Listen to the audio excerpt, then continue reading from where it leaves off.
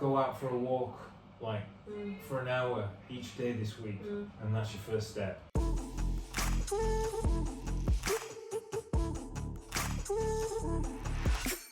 This is Chris Moorby. Hello. Everyone's probably already seen him on the socials. Who are you? Who am I? And why are you here?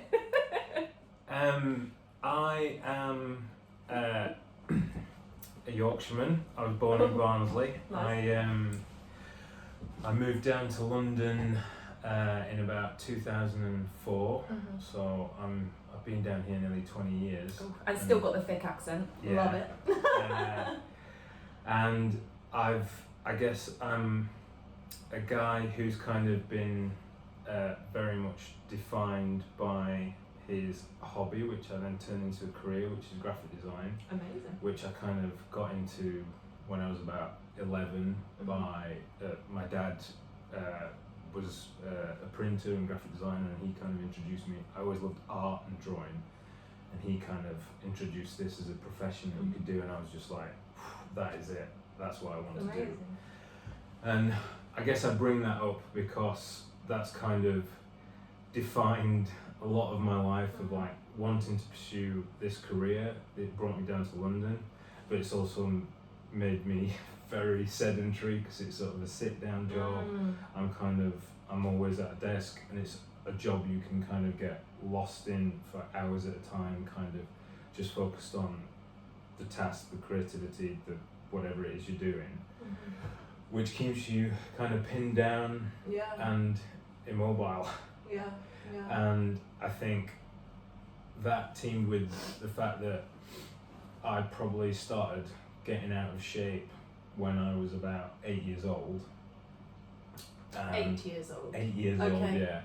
So up until about 8, I had a really great physique, just sort of. I mean, you were a child. I was a child, and I was active, and and then I was an only child though, and my parents sort of, being the loving parents that they were, but sort of spoilt me a little bit in terms of if I wanted sweets, I would get them, and eventually that kind of to stack up. And I developed a real sweet tooth and started probably putting on weight about 8 years old. I was always fairly active. I did swimming like 3 times a week. I was in Barnsley Swimming Club, but I wasn't doing enough to kind of counteract the sweets. Yeah, the fat that was kind of growing on me.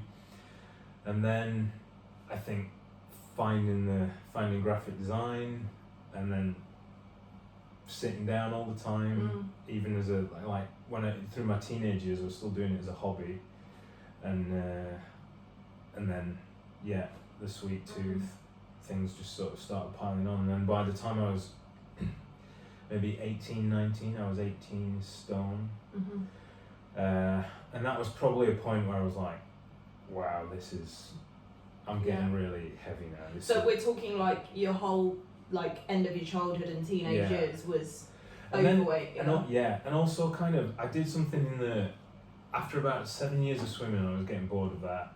And switched to rugby. And then all of a sudden it was like, oh, rugby, big lad, like you can be in the scrum, and all of a sudden my weight was kind of beneficial. That's interesting, And so I did that for about 4 years, and then all of a sudden, being a bigger lad and being heavy wasn't such a problem because it was quite good in rugby. But then I don't know, I'm not a super tough kind of guy, so after a while I was like, I like my ears too much to sort of, I'm not going to be a professional rugby player, I'm going to stop rugby. And then when I kind of stopped everything, that's when I sort of started thinking, God, I'm not doing anything else, and I'm just piling on weight, and so I need to lose weight. So that was to recap, whole of really teenage years and early adulthood, overweight. Kind of served the purpose with the rugby, but how did it impact you negatively? Were there moments where you were like, actually it was not a nice experience, or was it something that you look back and you think it was actually fine, really? It's funny, it kind of as a kid and in my teenage years, I I didn't have any issue, like I was swimming, so I didn't have any issue like being topless, like just being in my trunks. And yeah, which is great. It's terrible if kids feel self-conscious. Yeah, like that's a lovely thing. It was never a problem for me. I was always kind of conscious, like, God, I'm quite big compared to everybody else Sure. here. Yeah. And then same in rugby, like you're in the changing rooms. It's like you can't really have an issue with that because it just hinders you. Yeah. So I think, and I'd get like a little bit of teasing as a kid, and especially as a sort of like I put weight on around my chest more than my belly, or as much as, and I'd get teased about that. Sure. But I wasn't so sensitive about that stuff, and I rolled with it, and it never bothered me that much. And then it's only really as I sort of hit my 20s that I looked back on it thinking, oh man, actually that did cut a little bit deeper than, and I guess I never analysed it too much. Yeah. But it was more like when I went to the beach in my 20s, there was no way I'm taking my t-shirt off. And I think it's obviously accumulated over my childhood and teenage years that some of those kind of like comments and stuff have started to like words are powerful 100%, whether you take it at the time or never bothered me at the time, but it kind of built up. And I don't know, I guess in your 20s you sort of got different worries and a different outlook on life, and childhood years are a little bit more carefree, so and I became a little bit more self-conscious in my 20s. And then so when I was about 18, I lost about 3 stone in the worst possible way, which is basically... So what was the worst possible... What do we not want to do when we're trying to lose weight? Basically starve ourselves, which is kind of what I did. So I sort of... Which worked, but what was the negative side of it? I mean, I wasn't doing anything that much. I was still sedentary, so if I was out and about, I probably would have felt very weak and not, but I wasn't doing that much anyway. Yeah. I was doing like, I'd eat 2 ready meals a day that were like Count on Us sort of low fat ready meals. And I lost 3 stone really quickly, almost over like the course of the summer, because I remember being in college one year and going back in September and the tutors being like, whoa, you've lost loads of weight. Did you feel good, like, in yourself? I felt, I was pretty happy. I'd started wearing t-shirts again rather than like hoodies and covering myself up. And then I kind of lost a little bit more weight as I got older, and kind of stayed around 15 stone maybe for the next 20 years, in and out of sort of 15 stone. And then it got to, well, last year, I saw about 10 years ago I started running. Okay, running. On and off, I started flirting with running. And I do it, I think probably in, I would say, a typical male fashion of like going out there and running as hard as I can and doing as much as I can for 3 months and then getting injured and then not doing it for 6 months, and then gradually over time I've learned my lessons, and whenever I start back up running, it's like, right, I'll do a kilometre because I know I can do that, and I'm just going to get out there for 10 minutes. So I've been doing that on and off, and I liked it because A, it was free, B, it was kind of my own timetable, and it felt like I'm actually getting some good cardiovascular exercise off this. I started getting a little bit more serious about it, and then my brother-in-law invited me to join him on the Loch Ness Marathon. Okay, I love this jump. It's like, did a little bit of running, then did a marathon. Well, I know there's some in-between. There's an in-between one. I did the Great North Run a couple of years before and it was absolutely horrible.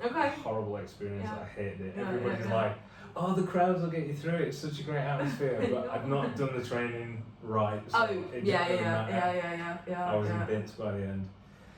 So the idea of doing a marathon was just like, no way. Anyway, he kind of twisted my arm. I started thinking about it more seriously, and it was kind of a year away. So I was like, okay, this we could maybe do in a year. Mm-hmm. Yeah. So I signed up for it and then started running more seriously. But the first thing I wanted to do was start to lose weight. Mm-hmm. So did you start running because you wanted to lose weight? I started running because I did want to do the marathon. Okay.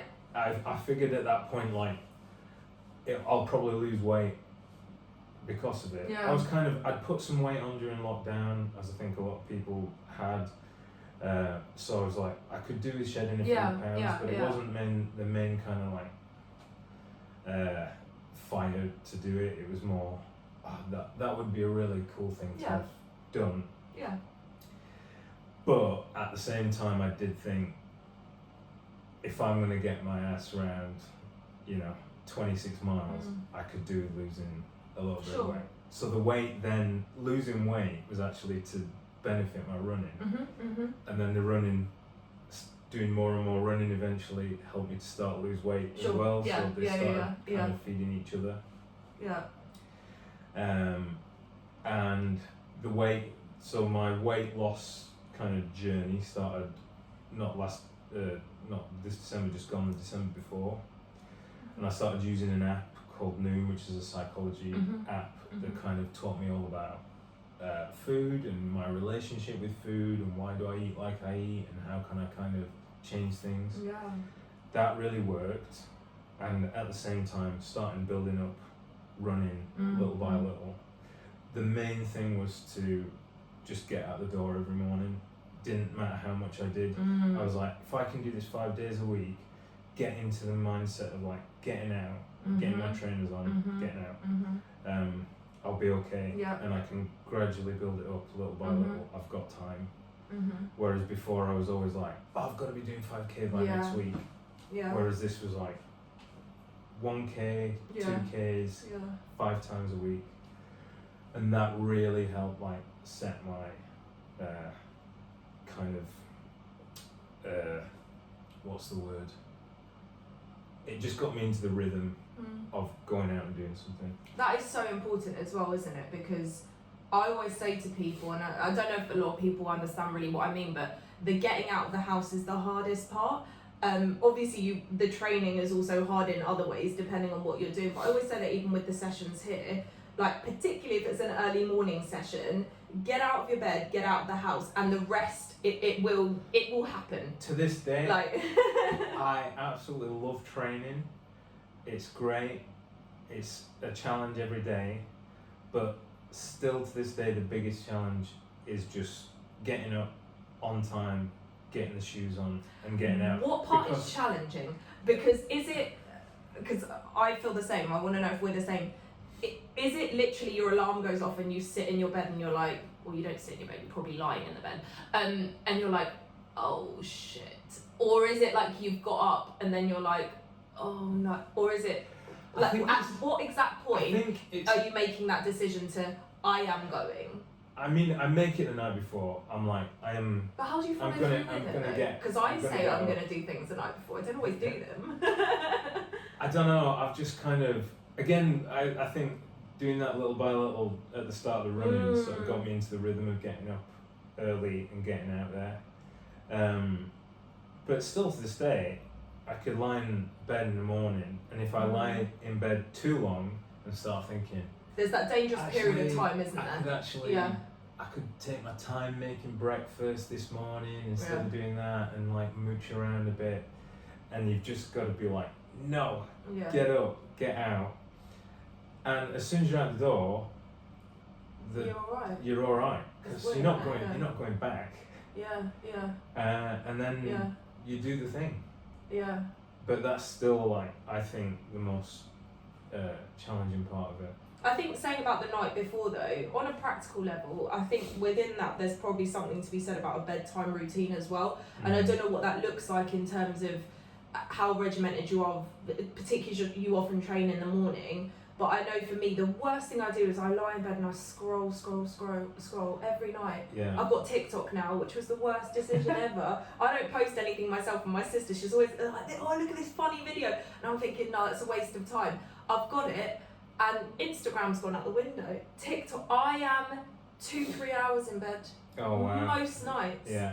Like it's actually insane. But I guess for other people maybe the issue is more like drinking alcohol later in the evening, or you know, how important for you is it about the going to bed at a certain time, or is it just something for you that it happens fairly easily? I've got this, one of those lucky people. I've got this thing which is like a bit of a little psychological trick. So this is an Oura ring, which is a sleep tracker. What? Yeah, and it's also a step counter and a heart rate monitor, and it does a ring? lot. Yeah, it does a lot of the things that your Apple Watch would do. But oh my god! I found the Apple Watch just insane. a bit too needy. It was like, it always wants attention, so I wanted something a bit more passive. Yeah, oh my god. So this every night, in the morning I get a sleep score, which is basically how long did I sleep, how much quality sleep was it, and then your readiness score. And that kind of, a little bit of gamification really helps me, like, I would want a good sleep score tomorrow. Rather than actually just thinking, I want a good night's sleep, I want a good sleep score. And that kind of gives me a bit of a kick up the arse to get to bed on time. If I drink alcohol, it knows. If I drink caffeine later in the day, it knows. If I eat too late, it knows. It's like God on your finger. It is insane. Because it actually does, like, if I had a snack, say, past 9, and I went to bed at 10, you would get a message in the morning saying, it looks like you ate a little bit too close to bedtime. Oh my god, I need this ring. Crap, oh my god, it would just destroy me. But like, stop eating all the time. Yeah. I guess I found like I need these little psychological tricks almost to kind of keep me invested in it and wanting to do it. And then I think after a while, I can lose this once I'm into the rhythm of it. Again, like, it's just getting into that rhythm of it. So ever since I started training a lot more and getting serious about the running, cut my alcohol consumption right down. Because it just interfered with my sleep, and I was actually getting more out of training than I was drinking. So I think this is exactly it. We've talked about this in the past, and I think I've even mentioned it on a podcast. These bad things we do, bad in inverted commas, whether it's too much alcohol, whether it's smoking, whether it's too much junk food, for me, and I don't know if you're the same, I'm a bit of a rebel. So if someone tells me, like, don't do it, it's bad for you, I don't care. So like I've smoked, I think I've said this before, but I've smoked since I was about 15, maybe slightly younger. And no one could stop me in a way that, like, oh, you'll get really sick. Okay, I don't care. We're all going to get sick and die one day. If that happens to me when I'm 40, it happens, whatever. It was when I discovered training and realised that chain smoking in an evening and trying to then train at like before 7 a.m, I didn't feel brilliant. Do you know, I could get through it because I was young and I was, in the end, relatively fit. But I just thought, actually, that doesn't feel right. And I'm not saying now I'm perfect, I'm certainly not. And I still smoke sometimes.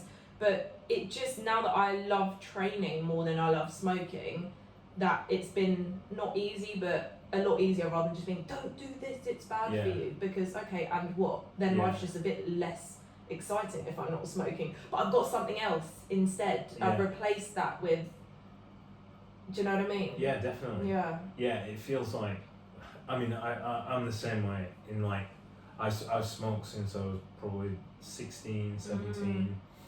Never really outside of alcohol. I was always like a social smoker.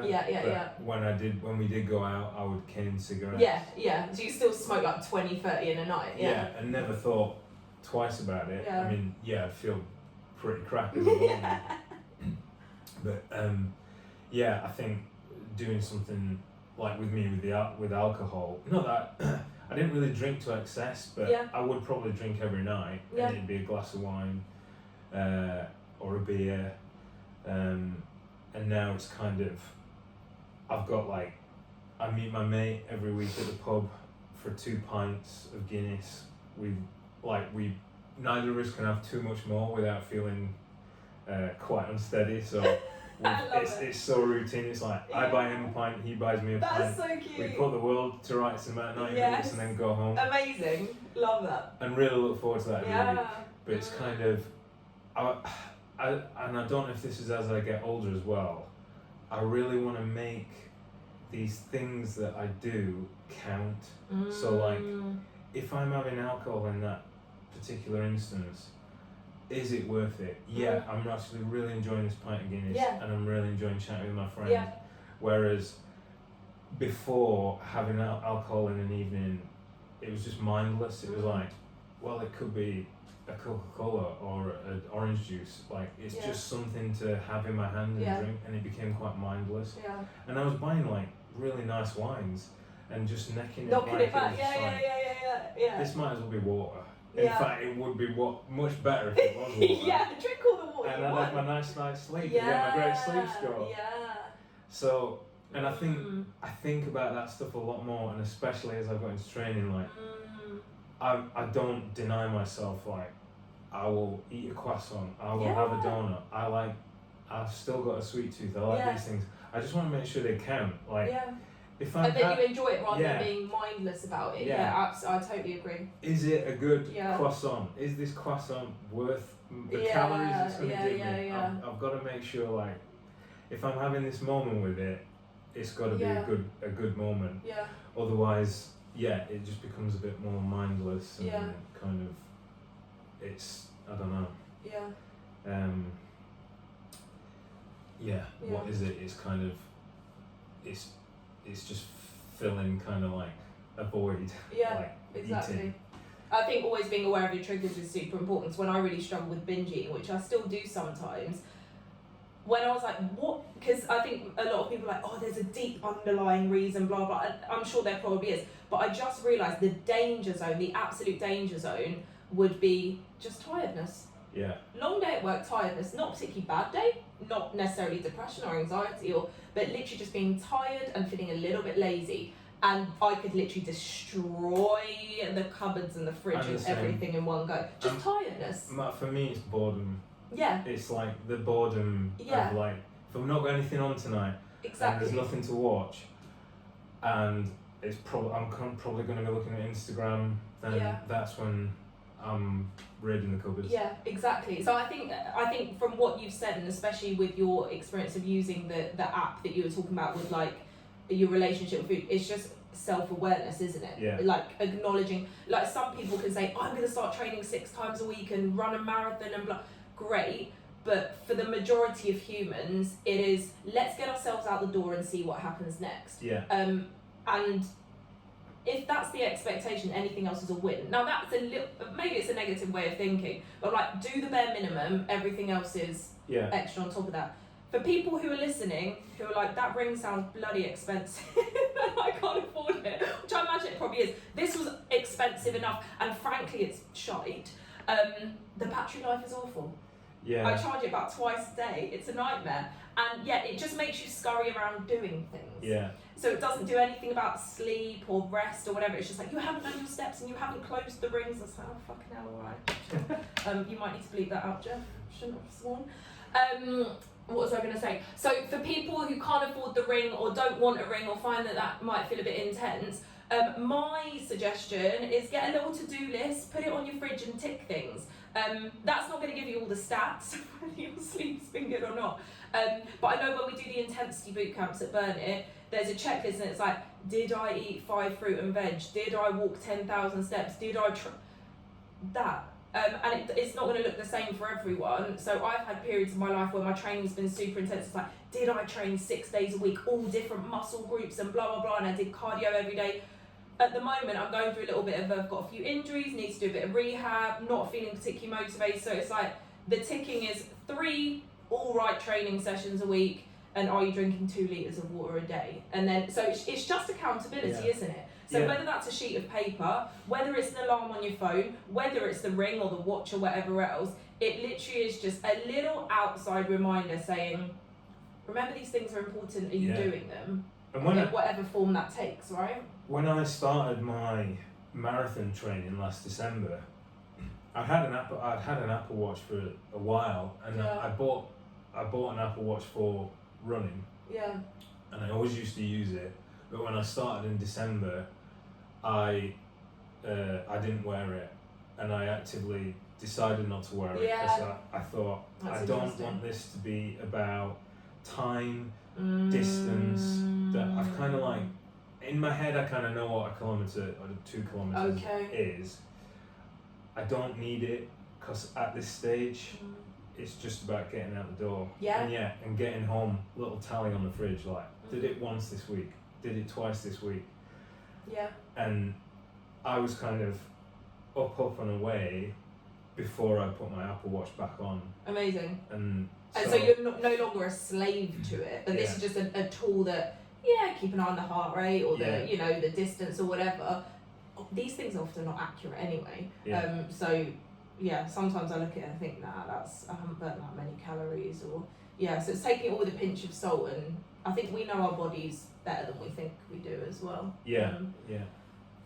How did you get to burn it? So lockdown came, put on a bit of excess weight. At the same time, it was like, okay, let's do a marathon. That would be kind of cool. Started running. Where does Burn It come into this? So, because if anyone has ever been to Burn It, any trainer, any client, whatever, you'll know who Chris is. Which you won't like to because I know you're super humble and blah blah blah. But everyone knows Chris. I knew who he was before we spoke or before I met him. Because you come to a lot of things, don't you? Yeah. So I actually. How did you get involved? I joined Burn It about 7 or 8 years ago. Did you? Yeah. What? And I did it for about 3 months. Right. And I loved it.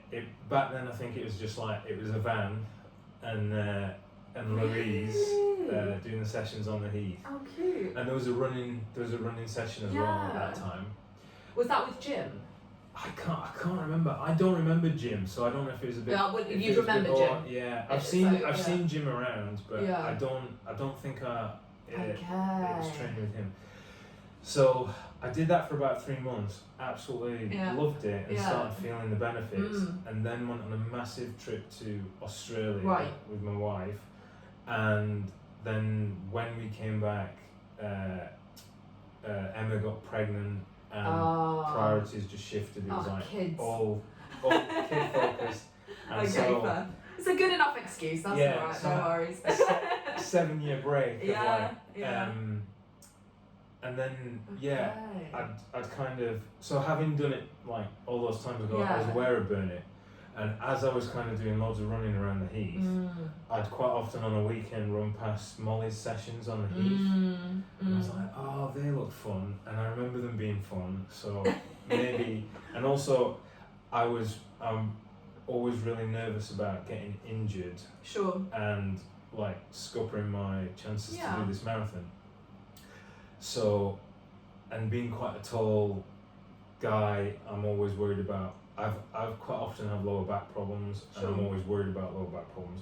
So, I wanted to get some strength in my core, and I figured, like, all right, that looks like a good fun way to do it. Out on the Heath, I like being outdoors. I've never been to a gym. The thought of gyms always like freaks me out. They are pretty awful. Yeah. What commercial gyms? It couldn't be like less me. Sure. Yeah. So, but this seemed like really good. So signed back up again and started doing 2 to 3 sessions a week to supplement my kind of running. Sure. And just make sure that I was getting core strength and remaining injury free, protecting my back. Sure. And this was team training that you signed up for, This was team training, yeah. And loved it. Loved the early morning sessions because I like getting up, getting out, getting it done before work. I've never trained in the evening. Yeah. And I just know I've always been a morning person, so the thought of like getting home and then going out is just not me. And I guess with team training and the timetables, like there's the option to do both. So it's kind of I've always had plenty of options of what I could and couldn't do. So that I'd kind of do a few early morning sessions in the week and then one at the weekend and then balance that with running. And then after I completed the marathon, I decided that... So you did the marathon? I did the marathon. Yay! We were story was going. The marathon got done. So the marathon How got was done. it? The marathon was great. What was your time? Was it a good time? Was. I mean, any time for marathon is great. I just can't believe people can actually do them. I did it just over 4 hours. Wow. So I wanted to get it in under 4 hours, but I was about halfway through and I thought, no, that's an insane achievement. That's ridiculous. To adjust my timings. Yeah. But my main aim when I set off to do the marathon was to do it in a comfortable, healthy way where I wasn't dying by the end, which is what happened at the Great North Run. And I got Jo, who I met during team training. She was a keen runner, gave me loads of advice about carb loading, and that changed my game. And I think one thing that's been amazing about team training and the whole Burn It experience is like there's so many people to kind of like pull information from. Yeah. And as you get more into this thing, the more you want to know and the more questions, and then like people like Joe crop up like, I do sub 4 hour marathons, and you're like, okay, how do you do that? Yeah. Have you ever hit the wall? Never hit the wall. How do you not hit the wall? Here's how. Yeah. And I think I try to glean as much information as I can from people who've done these things. Yeah. I think from a trainer perspective as well, that's a really good point, because the way it works here at Burn It, obviously the trainers do have expertise in a variety of different things in different ways, particularly when it comes to strength training.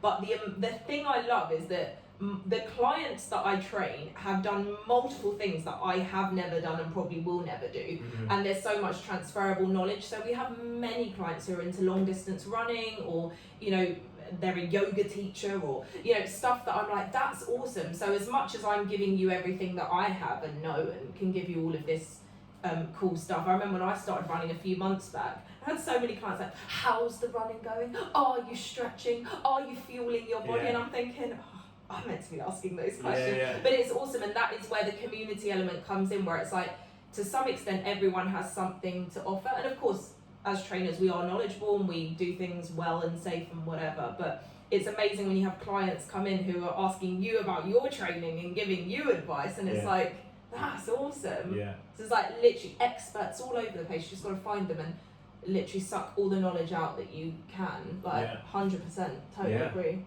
And the more I find out, the more questions I've got.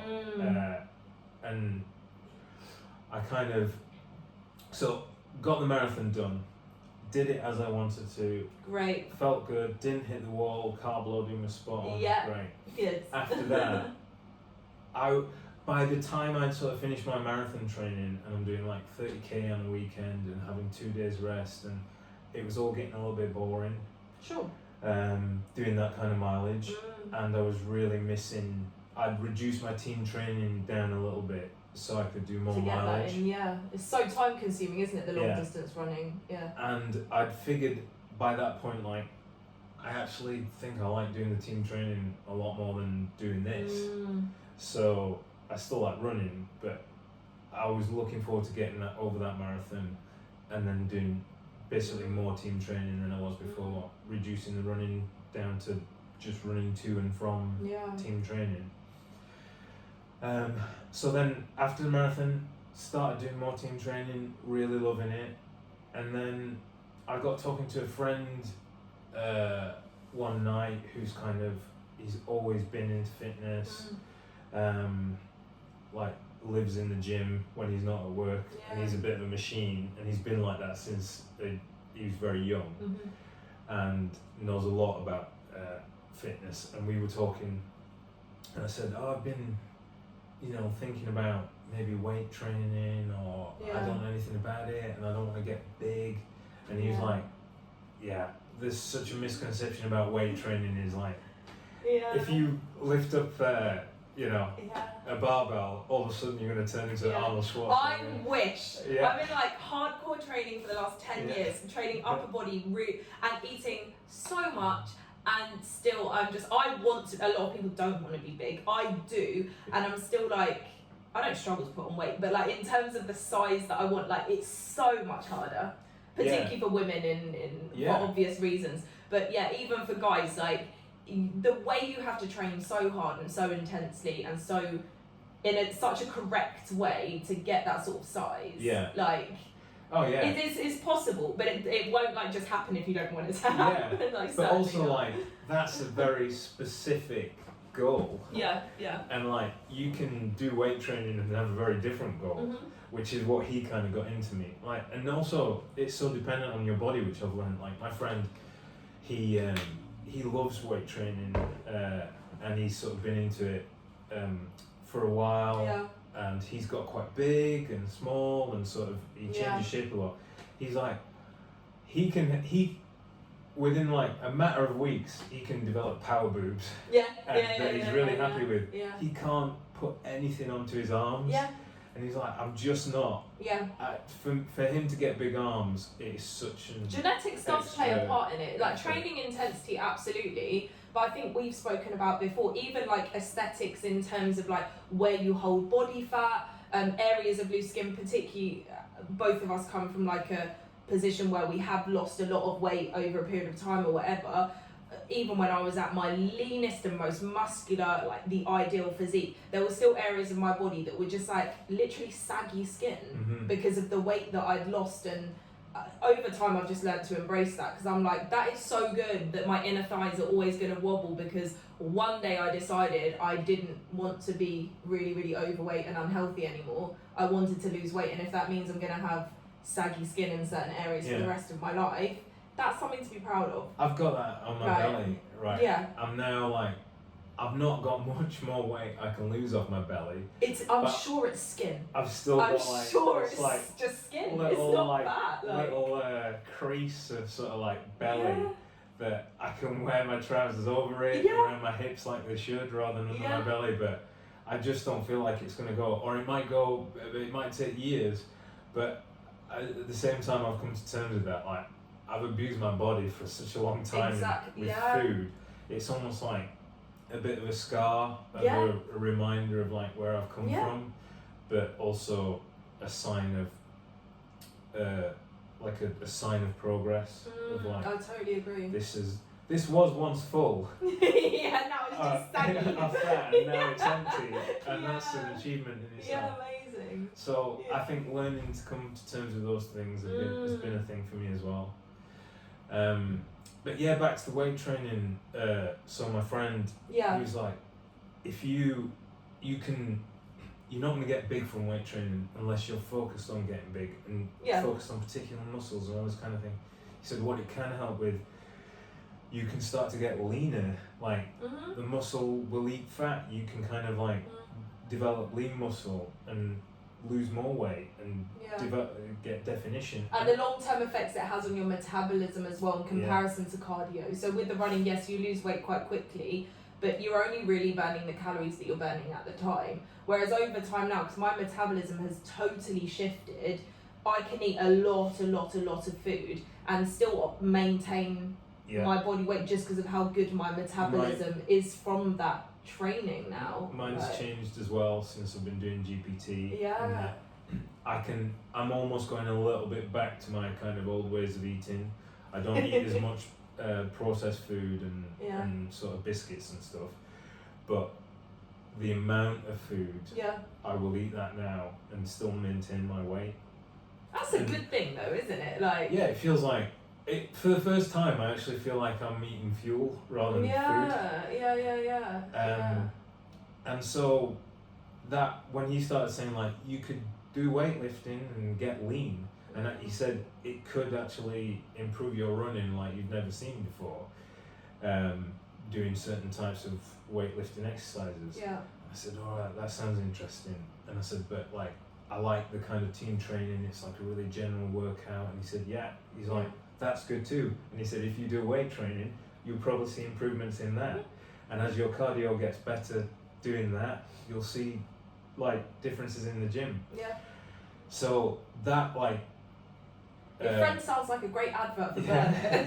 He was like, do all of the things. That piqued my interest. And he was saying like having a blend is basically a really good thing, and you'll get a good sort of all round physique and health, and so I'd always been curious what was going on in the studio. The studio. And I kind of realised like there's like trainers I've never encountered who will not come onto the heat. Will not come onto the heat. And so yeah, literally the next day after I had that conversation with him, my phone blew ease up, and I was like, all right, I'm interested in giving GPT a go. Yeah. And then as soon as I got in here and started working on a program based on what I was after, and also I still like the running, so wanted to kind of make sure that whatever I was doing here was going to bolster that. And without doing any extra running, my like running times have come right down. Easy effort running pace, because I'm never sprinting anywhere or doing fartlek. I'm kind of always just running to and from, easy effort. But that's the best way to increase your time as well. Also the weight training obviously is helping, but that kind of running can't be underestimated. Like, it's really, really beneficial. Yeah, that easy. And getting miles in, and absolutely. The kind of the cardio kind of vascular benefits of that, and getting distance. But ever since GPT started, I started seeing more results in my body, because I'm working on specific things and feeling good about that, and then it starts to kind of like build up. Yeah. Like, well, this actually feels great.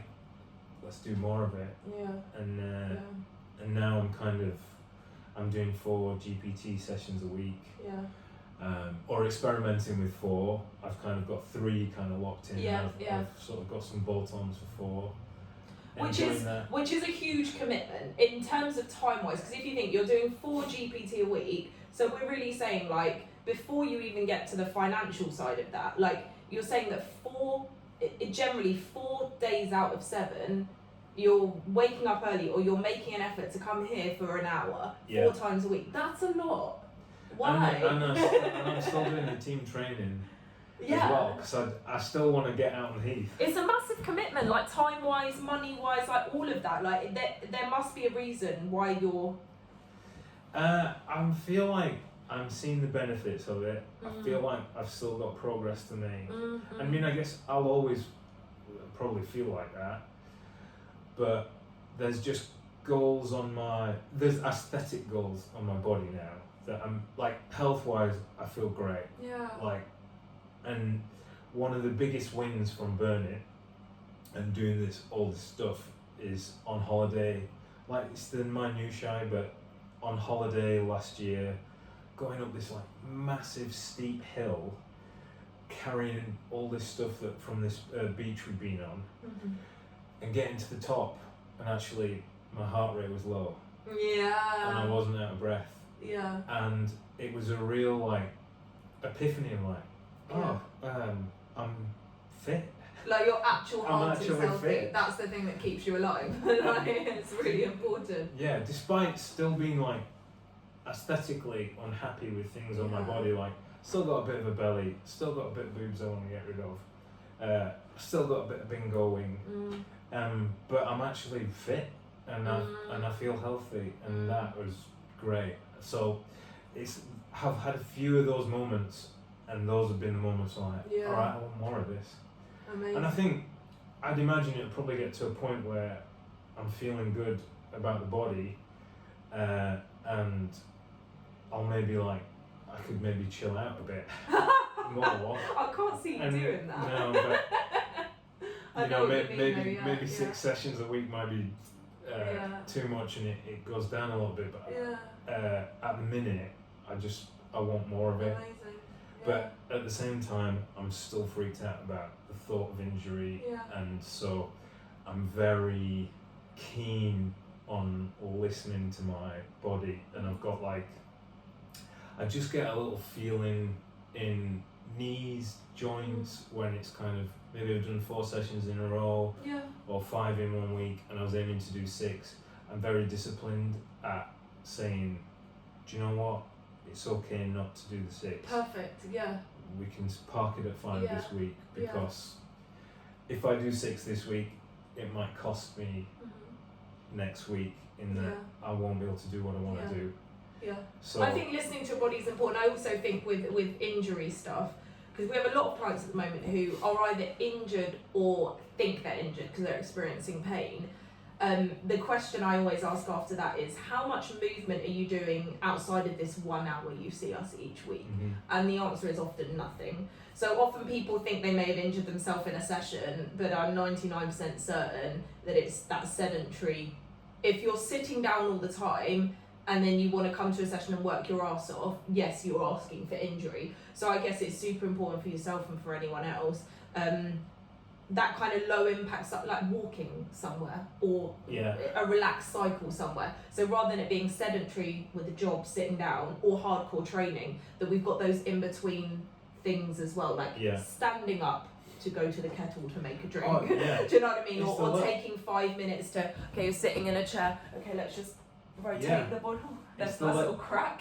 And then, okay, if you just things like that before you know it, you've sat there like this for, like you're saying, you're engrossed in your work, which is awesome to have a job that you feel passionate about. For other people, they're not passionate about when they're sitting there because they've got a boss that's telling them to sit there. But most of us are like this, aren't we? And then the injury is not really because you've deadlifted. The injury is probably because you've sat like that for 5 days in a row without moving. I feel so aware of being so active in the morning. It makes you hyper aware of inactivity later. So at the start of this journey as well, and this is what that app was quite good at was make sure you keep moving throughout the day. And absolutely. Before that, I was like, somebody would go out for lunch at work, they'd be like, Chris, do you want anything? And I'd be like, yeah, can you get me a sandwich? And I'd carry on, sat down, and all these... I've got nice people that want to go and get me a sandwich at lunch. And amazing. I'm blessed with kind colleagues, but I'd kind of and I'd take them up on it, and I'd end up losing out because I'm sat down.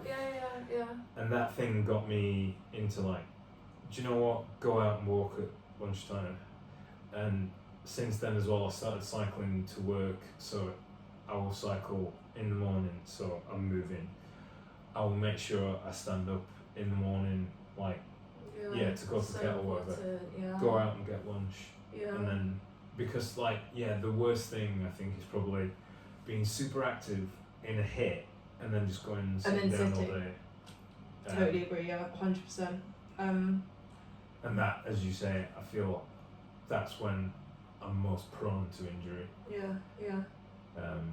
What thinking about like your training, the journey so far, whether you class that as the last few years or since age 18 or whatever, what's been the biggest barrier or like the biggest challenge to what's something you still struggle with? Because I think some people maybe would listen to this, and obviously you've been super real, and I think there's been loads of stuff that you've said that has been really poignant, but I don't want someone to listen to this and think, well, it's all right for him, he wants to train 6 times a week and that's part of his routine now, and there'll be a lot of people listening to this who are struggling to make that one session a week. And I know for me, people always say, oh, but you're a personal trainer, you live in the gym, so training 5 times a week, that's easy for you. And the barriers that I experience, whether they're kind of psychological, whatever, are a list as long as my arm. Like, it's still, practically it's very easy. Sure, I live in the gym, you're correct. So, I don't really have to carve out time. I can train on my lunch break, it's so easy. But there are so many other barriers that maybe people don't see. So do you experience any difficulties, or whether that looks like self-doubt or practical? I know you said you're a parent, I think you have a fairly busy job as well, it sounds like. The biggest barriers I've got are, I'm quite, what's the word? I don't quite know how to sort of summarise how I feel, but I'm quite timid. Timid isn't the right word, or shy, because I don't think, I mean, I'm on a podcast and I can't be that shy. I sort of really fear the unknown, and I'm very timid in that sense. So the idea of what Burn It might have been before I started, even like having run past it like a few times on the Heath, and I thought it looked fun. At the same time, I was like, oh, I wonder like how many press-ups will I have to do? Will I be able to do that? And that sort of like, the more and more I think about that, the less likely I am to do it. And it was the same with like the studio. It's like, what's the studio weight training? God, that sounds like the gym. And I never fancied that. And it's sort of like all the unknown things around it of what's held me back in years gone by. Dwelling on it, thinking about it, overthinking it being fearful about things that probably don't exist. Yeah, like, exactly. It's just really in your head, actually. Because I'm exactly the same. And it's like, right back to just get out the door, put your trainers on, and go and do it, and it'll all be okay. Yeah.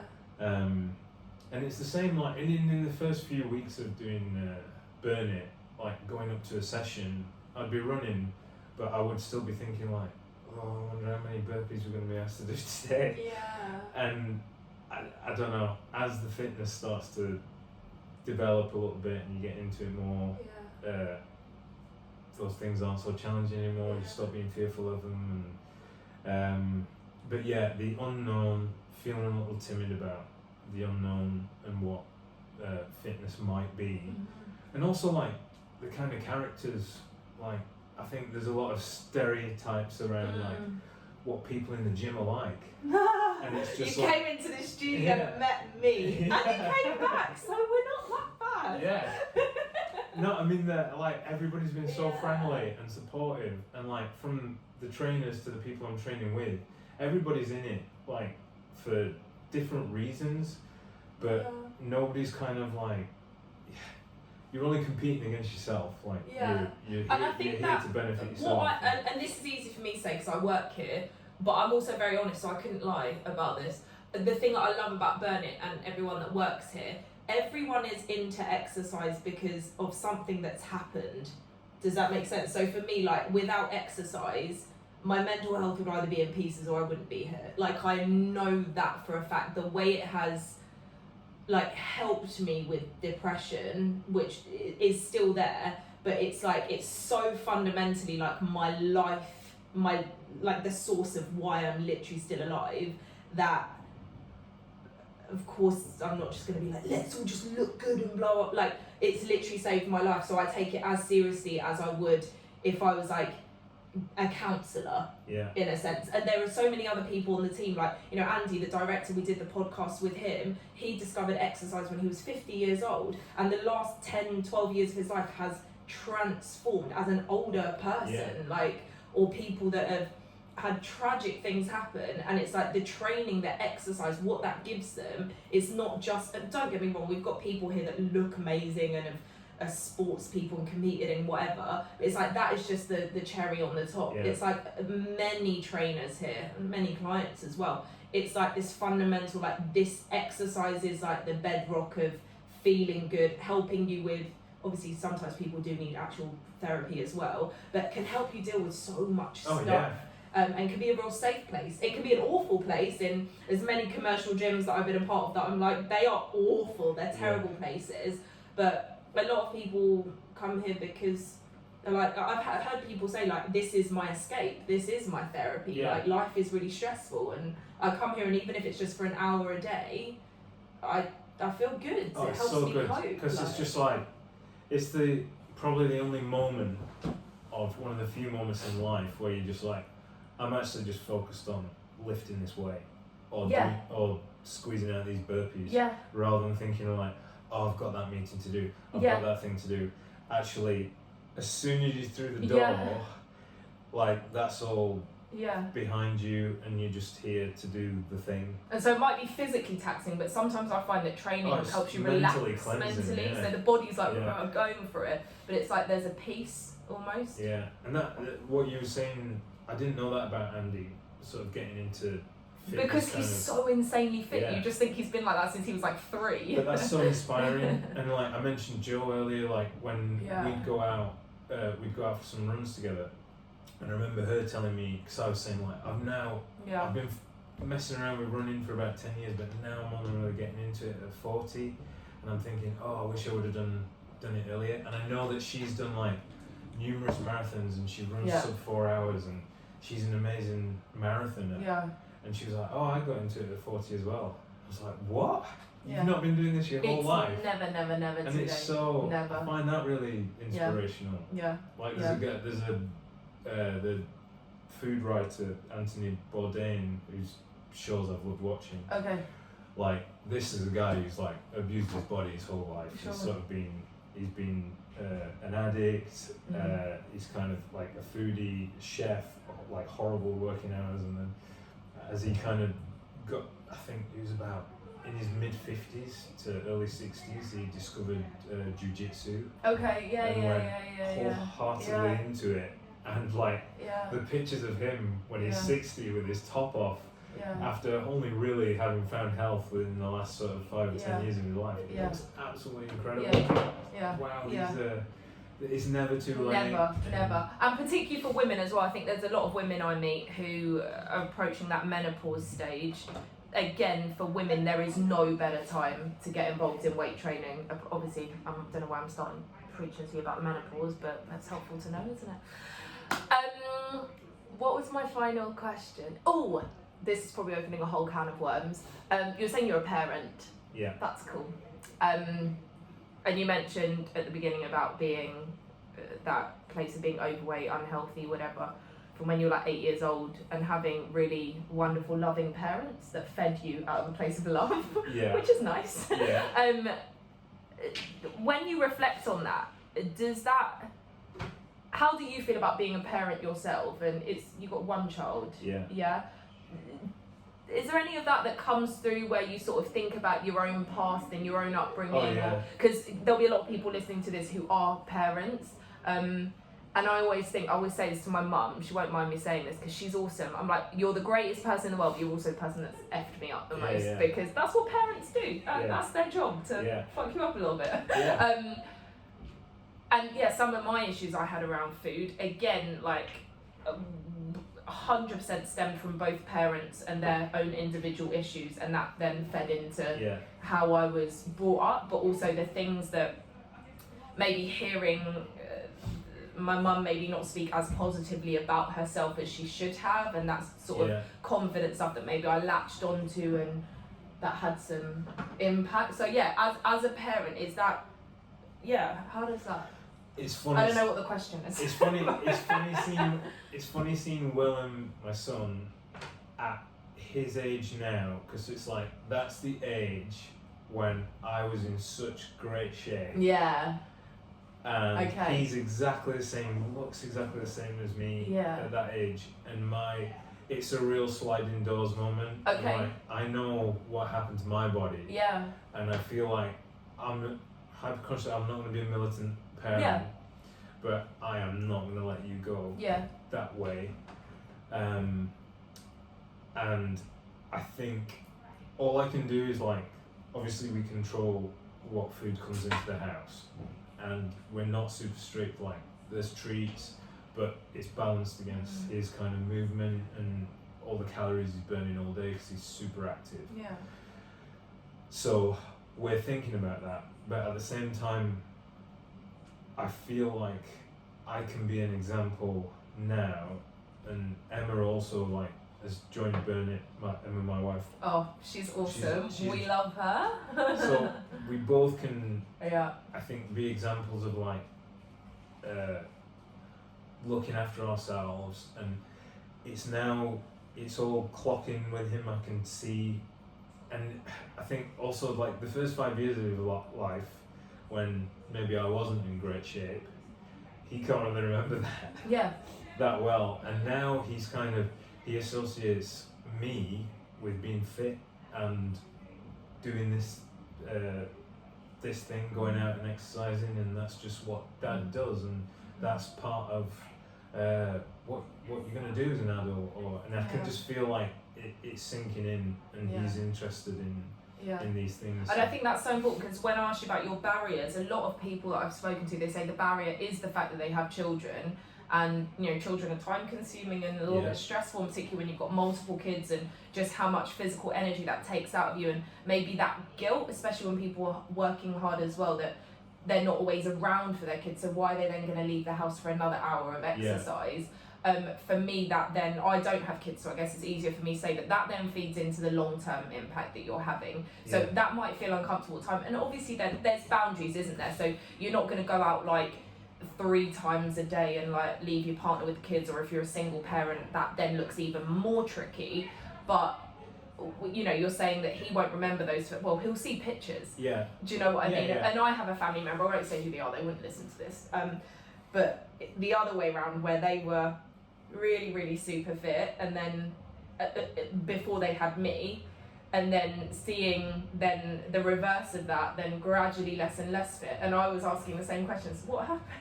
Like I'm looking at those pictures, what happened? Like there's a story there. So for your son to be able to look back and go, oh, you weren't actually looking that great there, Dad, and now look at what happened. Like, that's awesome. And you can, for you to be able to say to your son, who sounds like he is the age where he would understand, Dad's going out to do his training now. That's for, sorry, I can't, whatever you want me to do in this, I'm not here. I'm out. And obviously there's practical difficulties with that if both you and your partner are training, and you need to work around that. But that's awesome that, no, it's Dad's training now, Mum's going out in and out. Brilliant. It might feel a little bit uncomfortable at the time, but that is such long-term investment. That's awesome. Him noticing keeps a bit of pressure on us to okay, we've got to maintain this now.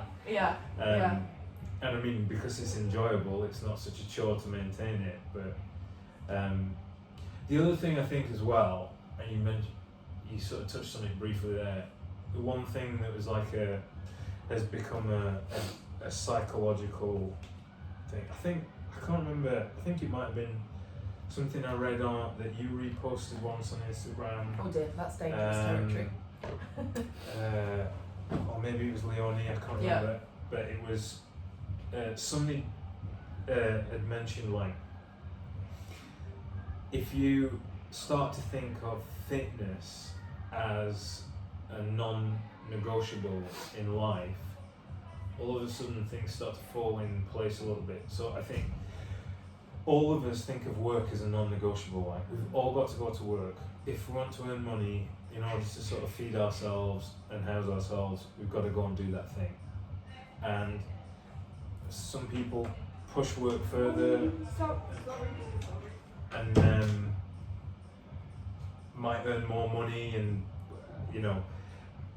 the kind of, the more you do this non-negotiable thing, the more comfortable your life could be. Or if you're kind of doing it at the basic level, you're looking after yourself and making sure you've got enough money to come in and to survive. Either way, it's non-negotiable. We don't think of fitness like that, and I think if we did, if we thought about fitness in the same way we think about earning money, we'd all be in a better place, in that it's non-negotiable. The more I exercise, the more fitness I earn.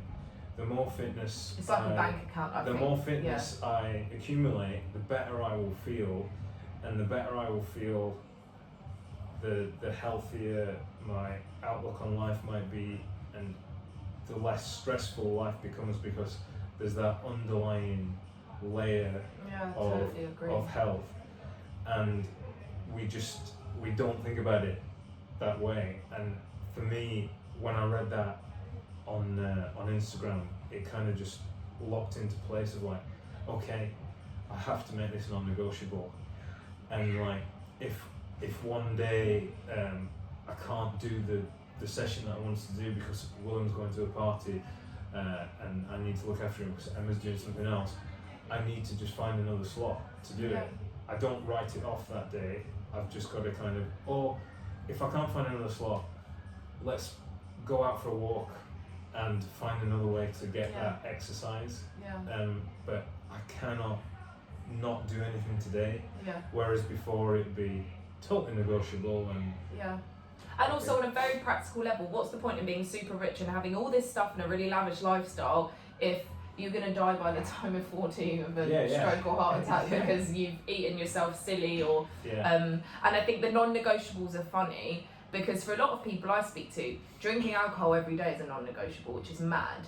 So it's like you have that conversation on, could we maybe only drink 5 or 6 nights a week? And normally the answer is no, that would be too difficult. I'm thinking, wow. Yeah. So we talk about, maybe burn it, there's a financial cost, etc. Thinking, and this is expensive wine that people are drinking every night. And I think about when I think about money as well, I'm like, well, coffee. How many coffees do I usually buy a day? Sometimes it's 3 or 4. Yeah. And I think that's really a lot of money. It's like over £10 a day just on coffee before I bought my lunch. Yeah. And then what's that across a week? It's about 50 quid. Then what across wow. So okay, I've limited it now because I was like, that's actually way too much money. So that's only one a day. But even that, I'm like, then what can I do with that 150, 200 quid a month extra money that I have that would impact me in a positive way? Yeah. But it's just a reshifting sometimes of priorities and what's important. And during lockdown, it was like, oh, we're not going out anymore. Like, let's order more food in, and more wine, and we'll start spending a bit more on wine because we're not enjoying it in a restaurant. So and the priorities have shifted of like, okay, let's not spend that on that anymore, but spend it on actually getting healthy and being active and doing something. Yeah, for sure. And I just feel like it's the best investment. Yeah, it's your health, innit? Yeah. To finish up, what would be if you could say something to someone who's listening to this, who's maybe either a Burn It member or not, or someone who knows that they should or they want to be a bit fitter than they are, and they're just struggling with making that first step, whether it's signing up to Burn It, whether it's just joining a local gym, whatever that looks like, for someone who's sitting there thinking, yeah, I know all of that's right, but what do I need to do? Like, what would be your kind of final advice? I know you've given a lot of awesome advice, but to wrap it up, what's your final parting wisdom? I mean, for me, it's baby steps, absolute baby steps. Start small, build it up, and like a little bit of something to kick you off. Be it just going out for a walk for an hour. I saw this thing on Twitter the other day. It was like a screenshot of a post on Arnold Schwarzenegger's Reddit, and somebody had he's quite good on social media, I think. I don't follow him on anything. And he this guy had basically put this thing on Reddit at Arnold's for Arnold's attention. Obviously he doesn't respond to everything because loads of people are messaging him, and this guy was just really beating himself up, saying, I used to go to the gym all the time, I was super fit, I've got out of it, and now I feel lazy and I can't get back into it, and food's crept in, I put on weight, and I'm starting to feel depressed about it all, and Arnie's advice was, don't beat yourself up about it, but don't dwell on it. You can change it, but stop being so harsh on yourself. Go out for a walk for an hour each day this week, and that's your first step. If you get back into the gym, light weights, do half an hour, do 20 minutes, you've done it. Nobody's ever regretted doing exercise. If once you've got out there, and back to what we talked about at the start, just get your trainers on and get out the door. Love it. But and if that means you're running for 10 minutes and you're absolutely knackered and come back, that's fine. That's 10 minutes of exercise you weren't going to do that day. And it will just gradually build up. But I would say baby steps. Amazing. I love it. Arnold's advice. So that's from Chris and Arnold. And I think that's a great place to end. Yeah. Thanks.